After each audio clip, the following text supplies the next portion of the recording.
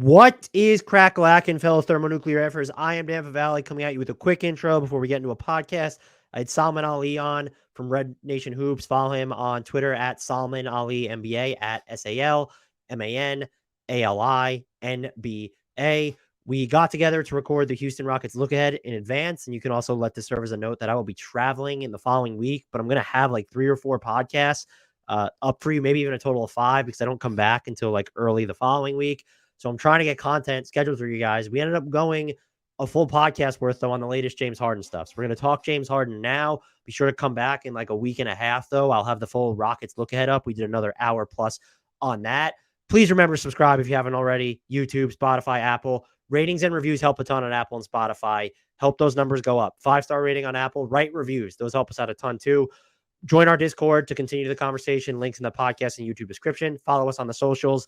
Those are in the podcast and YouTube descriptions as well. And support us by buying our merch. Our store link is in the podcast and YouTube descriptions too. Appreciate every single one of you. Hope you enjoy this discussion. Let's get to talking some James Harden with Salman Ali of Red Nation Hoops. Salman, caught some shit on Twitter.com because of stuff you said about Harden. So it was just that whole stuff. I published a little segment on it. This will be, if people are listening, watching, this is a teaser to our full episode look ahead that'll go live in like a week or two. Your thoughts on just this Harden situation now, because it was a pretty far departure from, you've been in the pro Harden camp basically this entire time. They clearly dating back to his time in Houston, but as the rumors and rumblings came out that he might consider Houston and that the Rockets might like him pre-Ime Udoka, you were pretty, yeah, go do it. And you sort of flip-flop now. And so I'm just curious as to just where you're at with this whole thing at the moment. Yeah, and to demonstrate like how recent the flip-flop was, like the last podcast we were on, I was talking about how I would have preferred a Harden over Fred VanVleet. Right? Like that was less than 2 weeks ago we probably recorded that, I think. Yeah. And like I would literally, when those Harden comments came out, it's like I just can't. I don't it's not so much that I believe this guy's like a bad locker room guy. I just think this guy is like an impulsive decision maker that's ultimately making selfish decisions, right? Like, so let's go ahead and let's talk about what happened. So he goes to this thing in China, right? This Adidas event, right? And rides in on a moped, by the way, which apparently is not allowed in the CBA without specific clearance, right? That happened, if I'm not mistaken. Yeah. He's not. He probably wasn't allowed to do that. We haven't gotten like the full disclosure on like whether or not he was actually, cleared to do it or not. But I'm guessing he That probably feels like wasn't. I wasn't allowed and I'm going to do this on like the most random thing. Like I didn't know that about the CBA. Like, let me just do this most random thing on purpose. Yeah. I mean, so he goes to this China event, which he does pretty much every summer. Harden's beloved in China because he played in Houston for like 10 years, and Houston isn't beloved in China. And so he goes and he, obviously does this fan event for Adidas, does all the marketing, does all the interviews, does all the stuff that's popular over there, the radio shows, the podcasts, the little web shows that they do, right? Like he does all the local stuff that you're supposed to do while you're in China. And then he goes to this camp with these kids. And I'm guessing, you know what? I'm going to assume he wasn't prompted because it didn't seem like there was. So there was cameras there, but I don't think someone asked him at that moment to make a comment. I think people were asking him throughout his time there to comment on this whole situation. And he just chose to make a statement. He had it in his head what he was going to say, probably for like weeks, and was likely advised against it. I'm not going to assume he was or not. I just know that an agent, like agents that I talked to, would not have advised Harden to say this. And sorry to interject, do you think it could have been more of a spur? I agree with you that no one asked him about it because we would have heard about that by now. Yeah. Like we're 48 hours removed or 72, whatever it is at this point. Do you think it could have been a spur of the moment or more spur of the moment reaction to the news coming out that the Sixers had ended James Harden trade talks? Like, could it have been maybe this wasn't in his head to do this here, and then this news comes out and he decides to do it there? And I kind of thought, like, did the Sixers leak this initial news because they knew Harden was in China at the time? It's just like this whole galaxy brain trickle down effect. No, I think this he'd felt this for months. Okay. And I would think that yes, the news that they were closing off trade talks probably prompted him to finally say it, but he was advised against saying something like this for a long time, because saying something like this actively works against what you are trying to achieve, which is trying to get out of Philadelphia. And doing something like this makes you the curmudgeon star that everybody knows doesn't want to be there, even though that was already the case. But just putting a fine point on it like this doesn't make you look, first of all, attractive as an asset, or like it doesn't put the Sixers in the optimal leverage position to make an actual trade, right? So now the Sixers are absolutely not going to make a trade anytime soon. Like, here's the thing. Like, I think James probably had in his head that this was going to put pressure on Daryl Morey in the Rockets front office. James should know better than anybody. Daryl does not give a fuck. He does not care. Like, We he just will saw wait. Yes. Harden was tangentially involved. The Ben Simmons stuff, like he was part of that. Like watching from Brooklyn, how that unfolded. He does not care, right? Like he doesn't care how he's perceived. He doesn't care about like bad press. Like the Rockets still have that DNA in them. They don't care about bad press. I think partially because Daryl didn't care. He brought that culture here, and they still don't care. And I think that's probably the case over there in Philly. Like, he does not care. He just wants to make the best possible trade. And like that's his job. I get it. And part of, let's talk about what he said, because he called Daryl a liar, right? Which may very well be true. Nobody's been able to actually confirm it. And that's just what I want to, sorry to interject there, is it's very unclear what he's calling Daryl Morey a liar about. And there's been two schools of thought where it's either Daryl Morey promised to honor his trade demand and didn't, or the Sixers. And we've seen some more reporting on this. I think, I don't know who came out with it recently, that the Sixers had promised him like some sort of a max money deal, and then the Sixers only actually offered him a 1+1 deal. What I will say, and I'm not completely siding with the Sixers here necessarily, there are no good guys here. Like, let's just say that right off the top. Like, there's nobody like we are both as pro player as you can get, and I don't think there's a faction here that is completely in the right. No, like I think all of these guys look really, really bad, so whenever you criticize someone, you get labeled as this. Oh, you're caping for X party, and the reality is, I don't particularly have any fondness for either of these parties right now, because I think if it is indeed true that he was promised a wink deal for taking the pay cut, that he would get reimbursed for that this summer. Like, if that's indeed true, and the Sixers reneged, or they ultimately didn't go through with it, like, yeah, that's a pretty crappy thing to do, and that's Harden should be pissed. I have no problem with Harden feeling pissed. I don't even have a problem with Harden demanding a trade. I have a problem with him making it messy like this again. Like, this is not going to help him making it messy. If they did have the wink understanding, we're going to give you this, the new CBA comes out and they're like, oh, hell no, we're not going to give you this. I'm just wondering, which is what I was getting at before, if they had promised him anything, what would have then been the point of using Houston as leverage prior to Ime Udoka? Because if you have a wink deal in place, you don't need that leverage. And so that leads me to believe that there was some fundamental either misunderstanding, or Harden's kind of going I'm sure you remember the Goran Dragic route in Phoenix, where he said they couldn't be trusted. He finally gets traded and said, no, I just said that because I really wanted out of there. Because my whole thing is just if they did promise you X, there was no need to have the Rockets rumblings come out around Christmas. Like, you wouldn't need that leverage if you had this understanding with the Sixers. And so that's just why I'm struggling to believe that the Sixers actually promised. I don't care about the investigation, what that yielded last year. You could get around that. Like, if you had a conversation with Daryl about it, that's not going to be on record. You could get around it.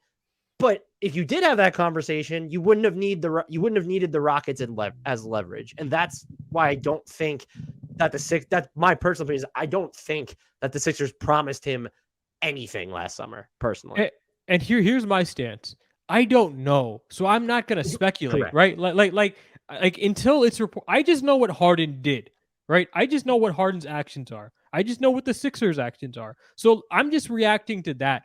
any speculation, like I think it's fair to speculate. I think it's completely fair game. But like this is the part of me that's like the only time that the capital J journalist ever comes out from my title, like until it's like on the record somewhere, I don't like until some major party reports it or like it's proven to be true. Mhm. I just am not going to run with it as true, right? It's just an assumption until proven otherwise. So yeah, maybe it happened, maybe it didn't. Regardless, let's just assume that it did happen for right now. Okay. Is this how you would react to that? Like, is this the right? Like, yes, be mad, ask for the trade, get the hell out of there if you want to. But do you think this helps you? Like, was Harden at all helped by saying that? And like, this is my thing with James. When he leaves teams, he tries to make it as ugly as possible because he has no patience, right? Like he has no patience that the right thing will eventually happen, right? In Houston, he misses training camp, goes to Atlanta, goes to Vegas, and parties. Puts it all over Instagram. Doesn't hide what he's doing. Comes back, does interviews with press, and tries to say he was out there with his trainers. Like, what are you talking about? Like, what trainers, James, that you have access to in Atlanta that you don't have access to in Houston? Right? Like, why are you putting your head coach out there to talk with guys like me in the media for multiple days on end, having to answer questions about you? Like, why are you doing that to you? Not just you, the rest of your teammates have to answer questions about it. And it's like a really crappy thing to do. Like, that was just really, really crappy. And I was like, okay, James, maybe at that point in time, something like that wouldn't have hurt your trade value because you were still at that point in time a top 6 player in the league, right? You were Mhm. still one of the absolute best players, and your trade value wasn't going to go down from pretty much doing anything, right? There was always going to be a team that was going to offer Houston a huge haul, right? But then you get to Brooklyn, and then you, I, I don't even remember. Like he just like stopped trying midway through, because of the Kyrie thing. It was like, okay. Listen, his frustrations aren't what I have questions about. Like, yeah, Kyrie not getting vaccinated and you wanting to get the hell out of Brooklyn. Like, yeah, I don't have a problem with you demanding, asking out. It's making it ugly. It's like putting your teammates in crappy positions, putting the organization in a really uncomfortable spot. The Sixers right now are everybody in that organization is screwed. They're completely screwed. Like any hopes they had of a title this year is gone. Like I don't think they're going to get a return this year that gets them, you know, to the point of title contention by May. I just Mhm. don't. I just don't think they're going to get to that point. So Harden pretty much sabotaged them and didn't help himself at all in the process. He made himself look bad. He put the organization in a tough position. And if he just played good soldier, there's a chance that a trade might have been worked out behind closed doors right before the season starts. Just because they announced that they're shutting off trades doesn't mean they weren't having conversations. Like, Yeah, it's yeah, like that was the funny thing is like they didn't actually. It's not like people are calling and they're like, "Oh no, we're not going to talk about James Harden at all yeah, right now." It still would have been ongoing. I think what I also struggle with through all this is he also had the ability to just leave, and so like it or not, yes. He he opted in. He opted he into the opted in, which just feels like really it's one of two things. It feels like bad judgment on his representation either way because it's maybe they correctly read the market and said, "Look, the money you want, no team, including Houston, is going to give you." But then it's also like, did you actually think that did you say, "Oh, well, if you opt in, the Sixers will clearly move you right now." So someone failed somewhere. But my whole thing is also you have to play the game. And so even if Daryl Morey lied to you, even if the Sixers lied to you, if you want them, you need their help, whether you like it or not. Now you need their help yeah. because you opted in, and you might have needed their help even if you were a free agent via sign and trade. Except you would have had more leverage because you could have just said, "Well, I'll play for 2 years and I'll get my early bird right somewhere or whatever." So you opted in, and you need their help, and then now you're going and dumping all over them. That's not going to make like it's not going to make the Sixers one like move you any quicker. Like they're not being, oh, you called Daryl Morey a liar, so we're just going to give you up for whatever. And because of the team that you requested a trade to, you need their help even more because the Clippers, we've seen reporting that they won't give up Terrence Mann, which is just, I find that I love Terrence Mann, but the fact that they don't even use him that much or as much as they should, and then just your limited trade assets, their best offer includes 1 first-round pick, Terrence Mann, expiring contracts. If you need the Sixers to warm up to that offer or to find third teams to like juice up that offer a little bit, you've requested a trade to one team. It's not like you've requested a trade and said, I'll go wherever, or here's a list of 5, 7, 8, 9 teams. You've given them one. And so now you need their help even more. And it's just, if you wanted to leave to go to one team, become a free agent. You were on track to become a free agent. You chose not to. I'm not saying this. If the Sixers were nigged on anything, you said it's fucked up. I just want to make that clear. Yeah. And yeah. But go ahead. Yeah. Sorry. But it's just like that. That's something that you deal with then after the fact, because now you have to play the game of, okay, well, I did this. I misread, or I shouldn't have trusted Daryl Morey. And my guess is just like, if we're going to be honest, and I know you don't want to speculate, the answer probably just lies somewhere in between. Like there was a misunderstanding somewhere, or the Sixers might have used weird verbiage, or maybe James Harden completely misread the situation. Maybe the Sixers are being complete assholes about this and said, you know what, we're going to delay it 1 year because we want cap room next summer or whatever. So, but regardless, you need their help now. And so I'm not saying you need to bow at the altar of Daryl Morey and the Sixers, but you certainly can't torch that bridge when you're still standing on it. Like, it just doesn't make any sense. Yeah, and this whole thing is just like I could talk for hours on end about this. This whole thing, at the end of the day, is just sad because if you showed me this in 2017, I would have thought like, man, deepfakes are getting really out of hand. Like, there's no way in hell I would have believed this is a real video. I didn't believe it was a real video when I saw it. I checked, I had to go like find 8 times that it was the real Shams that tweeted. I was like, there's no way. There's no way. It was crazy. It was crazy. Like, even to this day, we still view those guys as interconnected pieces, right? Like their careers, for better or worse, are going to be tied together, right? That's just the way it is. Like the Harden trade fundamentally changed both of their lives, right? Daryl admits that all the time. Harden is less likely to say it, but it's true. If he doesn't get out of Oklahoma City, he doesn't have the breakout in Houston, right? And so I say that to say this. In 2017, Daryl, Harden, D'Antoni, Tad Brown, these guys were tied at the hip and had beautiful synergy in the Rockets organization. And to see what they've become is so depressing. And I hate that it's become this side story in, this how is Harden going to get out story, right? Like, because that's ultimately what everybody's focused on. Okay, so what's next? How is Harden going to get on to point B, whatever point B happens to be? And I just want to take a break and sit back and like just talk about what the hell happened here. Like, how did these guys just become so discontent with each other? Or disconnected too. Like, there's like what? Like, I want to know what actually happened, because it's just like these two were so, you said it, they're inextricably tied together now by choice.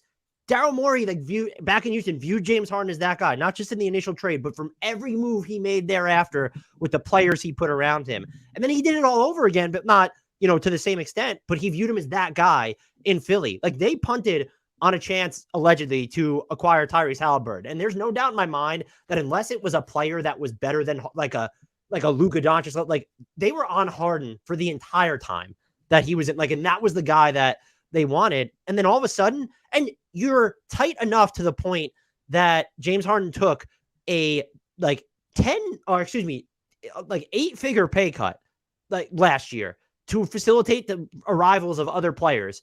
So like you're on the same page to that extent. Where did this turn? Like, where did this turn? And what was just the genesis of it? And the other thing I wanted to ask you really quickly is, well, I think the two things are, one, like, Harden has to show up to training camp because of that new tidbit in the CBA where it's not new. Apparently, it's apparently just hasn't been enforced, right? Because like apparently it's always been there, but it's like kind of archaic, so no one really talks about it. Zach Lowe randomly brought it up one day, and now everybody's aware of it. Apparently it's always just been there. Like, just as you've always been able to find players and like not pay them and hold back money until Daryl Morey actually did it. Like no one knew about it. No one knew you could just hold back funds from a player if they chose to sat out. Yeah. But no player has ever sat out, so the option has never been on the table. So now we're in another unprecedented situation where if this guy doesn't show up to training camp, we're gonna reach uncharted territory again with this same organization.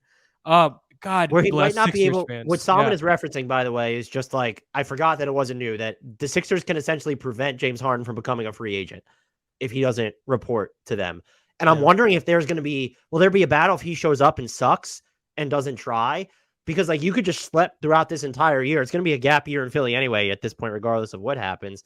So there's that hanging over all this. I would be shocked if he doesn't show up to training camp. That would be like, I know you want to be out of Philly sooner, but that might actually be a way to just like kind of screw yourself over even longer. And then the other thing here is forget what the Sixers want or what they would be willing to accept for him. If you're a team that is not the Clippers, do these comments, do these actions make it less likely that, again, even if the price is right, that you would roll the dice on James Harden then, just like based off how he's handling this? I think so. I mean, like again, I changed my entire Rockets free agency grade based off these comments. Like I was like, okay, the door not taken, Harden would have been my preference. Now I'm like, no, I wouldn't have preferred Harden. Like I wouldn't have preferred Harden because he doesn't get it.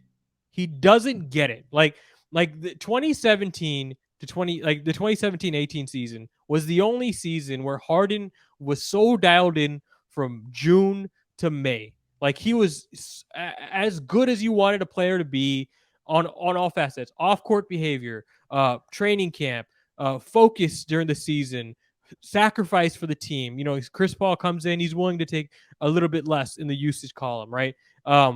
Defense, he was playing really, really good defense, right, that season. He was unbelievable offensively that year, efficiency wise, probably the best season of his career. Like big games, he showed up. Extremely clutch that year. During the playoffs, he gave it all, right? He went out swinging. Like even if like he had a high turnover game or he had a bad shooting game, he went out how you wanted your star player to go out, right? With a fight. And ever since then, he has never been able to check all of these boxes that you want from a cornerstone talent. Just never.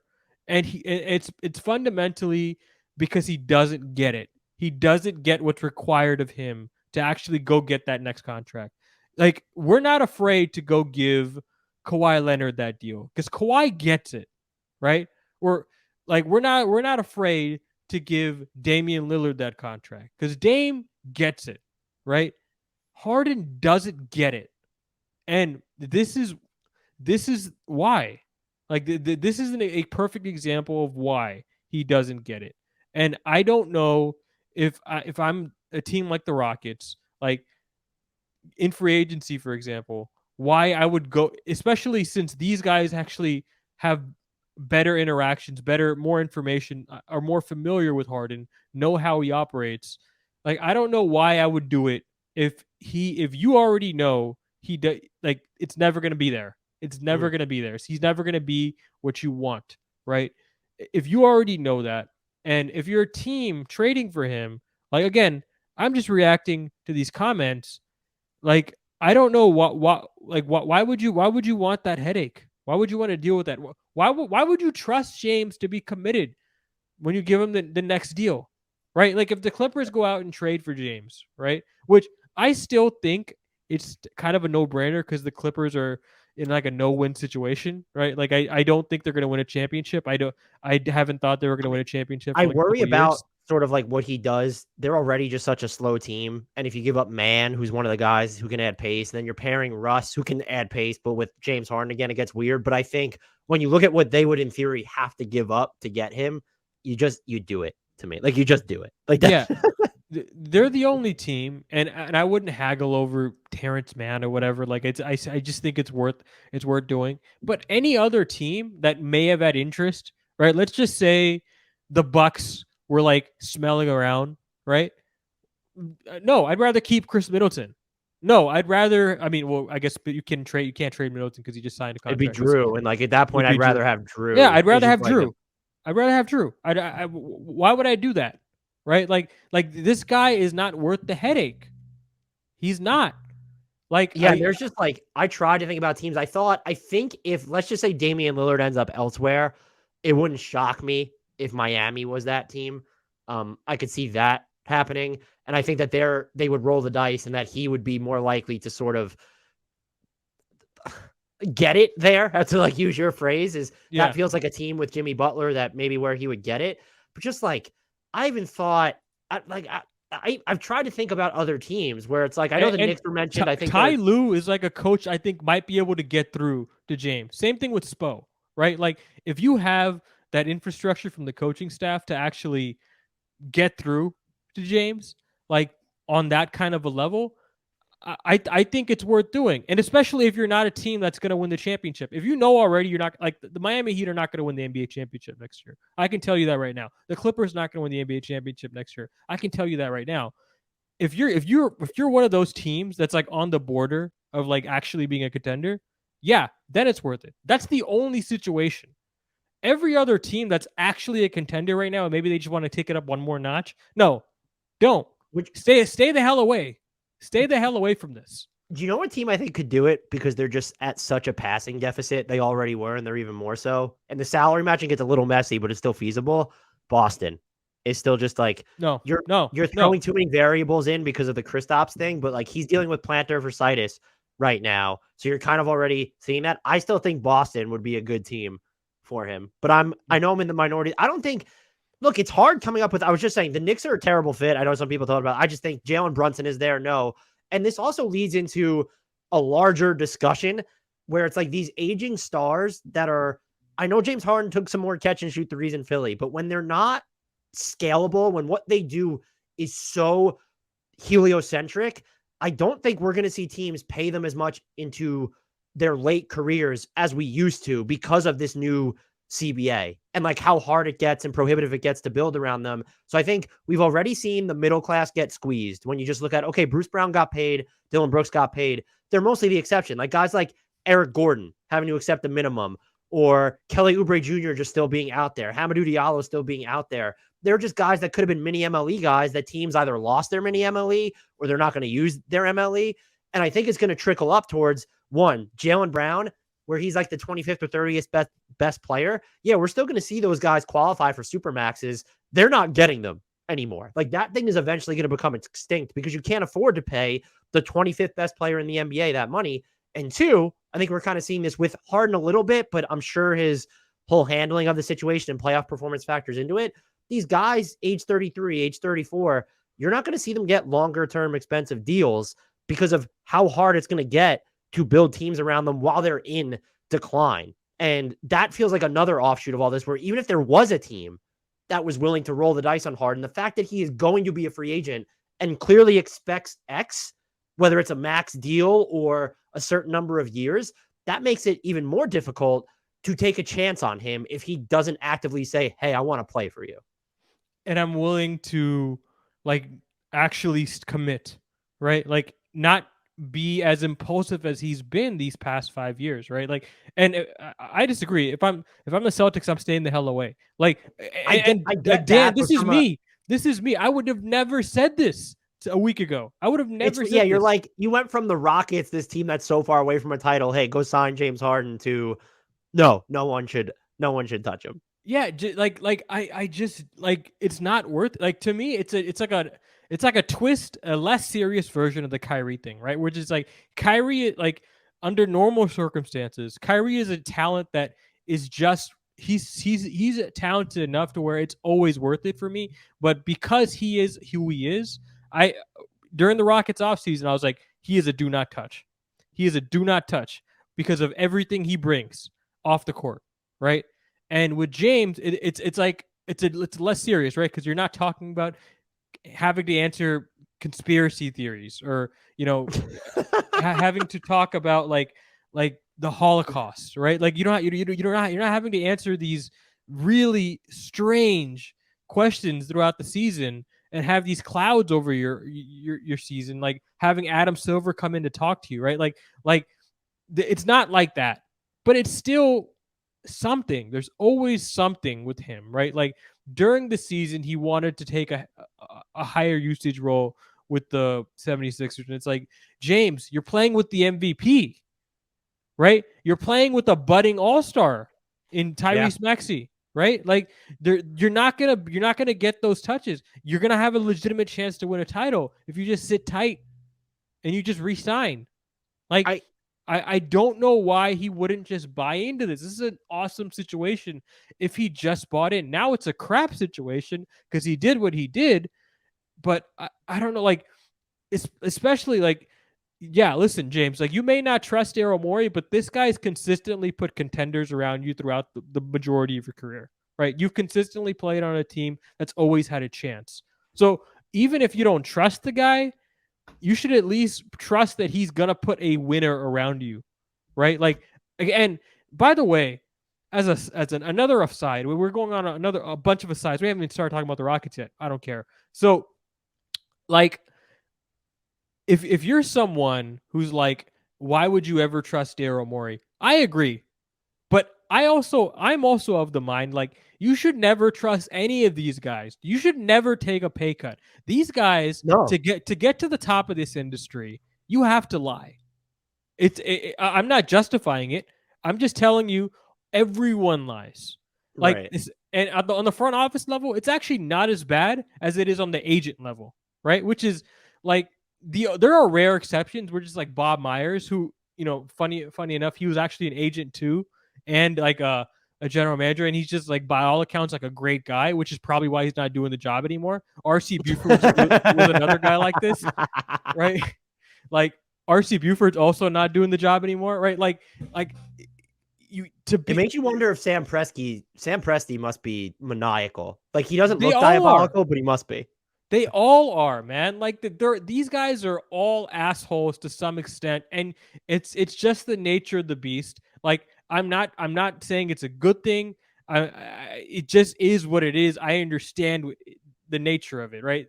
They get paid millions of dollars to make decisions about people putting balls into hoops, right? Like it's an odd job. It's crazy competitive. There's only 30 of them, and like I just think, like, if you're James, like, I don't know how you don't understand the league by now. You're 33 years old. Yeah, this might have been the only general manager you've ever had, right? Pretty much. Yeah, I mean, you like I get it, but like you also should understand that you're talking to other players and they're all saying the same thing. They've all been lied to too. Like I don't get why this is such a surprise to him, right? Like if you're taking the pay cut, you should not expect anything on the back end. You should be taking the pay cut because you want to take the pay cut. That's to all stars in the NBA. My advice is never take pay cuts, right? There's never a situation where it's ever worth it unless you're playing for the San Antonio Spurs and like they're just weird, right? They've just managed to pull it off. I marvel at that every day. We saw it with like Dirk in Dallas too. I think they eventually paid him on the back end, but like for the most part, when you do take a pay cut, and that's different because we're talking about franchise lifers, which James Harden is the antithesis of at this point. Could have been, but yeah, he didn't get it. Weird, the thing that's weird too, and we're kind of seeing it with Russell Westbrook, and we'll see what happens next summer. But like once you take that pay cut, you're kind of viewed in that bucket where it's, oh, are you a max player anymore? No, it's just like, what is Russell Westbrook going to get? Like, I know he just wanted to play with the Clippers, but are they going to take care of him with early bird rights? He's not going to be viewed, no matter how well as he plays, as like the super elite, let's pay him a lucrative deal type of player probably. And so I'm with you. Don't take the pay cut. I thought it was admirable in the moment of just like, hey, okay, you gave the Sixers this flexibility. They were better off for it, but I don't think he should have. I would never advocate for a player to do it. I'm with you there. And it just, I don't know how there's a reason Christian Wood and PJ Washington are free agents right now. Like there's a reason. Agents say this all the time. Once you sign that first minimum contract, you're never signing anything else. You're always going to sign minimum contracts. Like it's you don't want to be locked in, right? The only player that's successfully taken a pay cut and and clawed his way back. I mean, I don't want to say clawed, like had the brass to actually get the next contract was LeBron when he went to Miami, right? Like, and they all that took pay pay cut cuts, was right? just like Yeah, infinitesimal relative to the scale we're talking about. And even right. Brooke But Lopez did it. He played for the biannual at one point. Now he's making $24 million a year. That was like a little different because injuries had hampered him, and I think the league hadn't caught up to him yet. But like, it's very that is not the even the Nicholas Batum track where you're on this huge deal. You wind up signing 2 minimums with the Clippers, and then you get taken care of with early bird rights. He never became like a 15, 20, $25 million player again. And like, it's so rare that happens. And I know James Harden's a rare player. I mean, if you go by strictly analytics rather than looking at availability, defensive impact, getting into the nitty gritty of that, he was all NBA last year. Like, the analytics just say he was one of like the 6, 7 best guards in the league. But like you said it, you know how this league works, and we should probably put a bow on it with this. Yeah. I have no idea how this ends, just because we're dealing with, like, Daryl Morey will let things get awkward. But I will say Harden has leverage in the sense, like, if he's willing to play and show up there and make it awkward, you risk losing him for nothing next summer. But on the flip side, it's like, do you? Who's the team he wants to play for can't pay him. And so he's going to probably need your help in a sign and trade.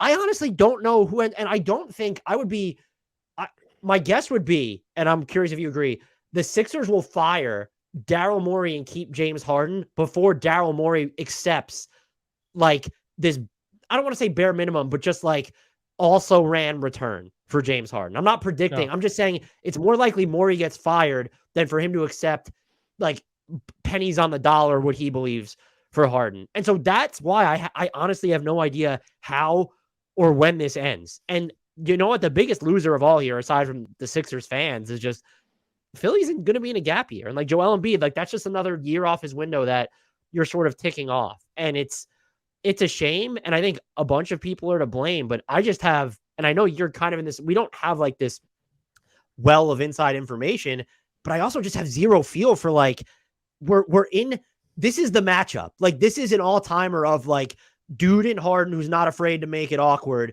dude in Morey who has the iron stomach to just navigate it. And I just don't know who's going to blink first here. I think he's going to show up to training camp. He's going to do something weird. He's going to make it strange, and they're going to send him home.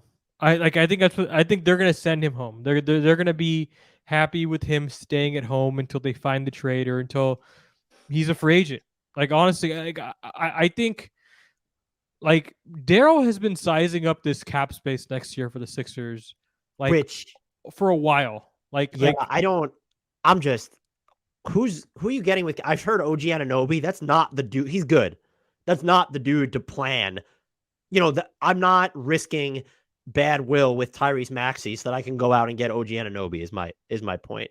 And just like the Paul George and Kawhis are going to open up their own, you know, like their own like can of worms here. And so it's like, are we going to end up with a dual sign and trade because Paul George decides he wants to leave LA for Philly?